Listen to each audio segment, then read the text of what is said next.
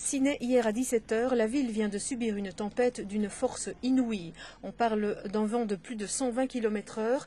Les éléments se déchaînent et coup sur coup, des bâtiments remarquables s'effondrent en partie sous le coup des bourrasques. La collégiale est décapitée, son clocher s'effondre sur la nef, laissant une église à cœur ouvert. Le curé découvre les dégâts en direct. Ciné est touché en plein cœur. C'est l'émotion, hein, c'est vraiment dur quand on voit ça. Heureusement, il n'y a pas de tués ni de blessés. Il y a eu quelque part un petit miracle quand même, parce que normalement, demain, je vais faire un enterrement que je devais faire ici avec au moins 300 personnes. Donc vous imaginez, ici toute l'assemblée aurait pu être, 300 personnes auraient pu être tuées. Donc on a échappé belle, c'est un jour près. On va aller, donc maintenant, on est orphelin de notre collégiale, mais on va rebondir parce que bon, je crois que tous les Synassiens vont vraiment être solidaires et bon, heureusement on a une autre église aussi, les Capucins. Mais d'autre part, voilà, on est vraiment sous le choc pour le moment. Il n'y a pas encore de mots. Ça nous tombe dessus comme ça. C'est très dur, c'est atroce, c'est cruel. Mais enfin, encore une fois, il n'y a pas de mort, pas de blessés. Dans le même temps, les toits de l'école de la Providence, du théâtre, du hall omnisport subissent des dégâts considérables. Les toits s'envolent et s'effondrent. Le stade Lambert n'est pas en reste. Le toit de la buvette se soulève. Les chalets volent en éclats et les arbres du parc Saint-Roch s'effondrent, se fendent ou s'envolent. Le CPAS subit lui aussi des dégâts importants. On ne compte plus les voitures qui gisent sous les arbres. Tout était calme, soudainement, une forte pluie est arrivée avec de fortes rafales de vent en tourbillon, style de mini-tornade, qui a balayé tout sur son passage, arbres, sapins, tout s'est couché. J'ai juste le temps de me réfugier entre un véhicule de police et un muret juste ici derrière au parc Saint-Roch.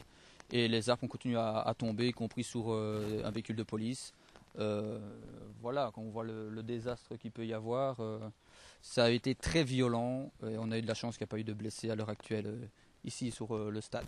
À 19 h 30 avait lieu au stade Lambert un match de gala entre le Standard et Valenciennes. Si la tempête était survenue une heure plus tard, c'est près de 2000 personnes qu'il aurait fallu évacuer et sécuriser, là même où des dizaines d'arbres s'effondraient ou s'envolaient pour finir sur le terrain ou sur le parking du stade Lambert. Quelques minutes avant la catastrophe, des enfants jouaient encore dans la plaine de jeu au parc Saint-Roch. Avec un tel déluge, il paraît incroyable que l'on ne dénombre aucun mort. Le zoning de Biron lui aussi est touché. Chez Valfray, une partie du toit s'est effondrée et les bureaux se retrouvent sous eau. Tout le personnel était reparti, il restait 1 ou 2 personnes ici. Et donc, il n'y a pas eu de blessés, mais c'est vrai que l'ampleur des dégâts est très importante. Nous, on fournit des hôpitaux, des collectivités, des restaurants, etc. Et donc, notre outil de travail, pour le moment, est réduit à néant. Voilà, on ne sait pas ce qu'on va faire. On essaye de pallier au plus urgent. Les toits sont éventrés. On voit le réfectoire est tout à fait ouvert. Donc l'ampleur des dégâts est quand même fort importante, mais je le redis, l'important, il n'y a pas de blessés. Et ça, je pense que c'est quand même essentiel. Et on va se retourner, on a des assurances. Au lendemain de cette tornade, le bilan des dégâts est lourd. La collégiale, la piscine, le hall de sport, le marché couvert et la cipale sont gravement endommagés. Puis alors, il y a évidemment peut-être ce qu'on pourrait considérer comme l'essentiel, dans tous les cas à court terme, c'est tous les particuliers qui ont perdu tout ou partie de leur toiture. Et là, il y en a probablement plusieurs centaines à Ciné. Aujourd'hui matin, on en enregistrait environ 250, 260 qui avaient fait appel pour le moment donc à la protection civile ou aux pompiers pour une aide à domicile. Ce matin, les autorités communales ont décidé d'annuler les festivités du 21 juillet, sauf la messe. La piscine communale est fermée jusqu'à une date non précisée. Les 24 heures cyclistes sont annulées et le hall des sports est fermé. Le marché aux bestiaux qui devait se dérouler demain matin à Ciné est annulé mais transféré à Bastogne. Enfin, la société Govadis qui organisait le match de football entre le Standard et Valenciennes annonce qu'il sera peut-être reporté. Donc le match est annulé.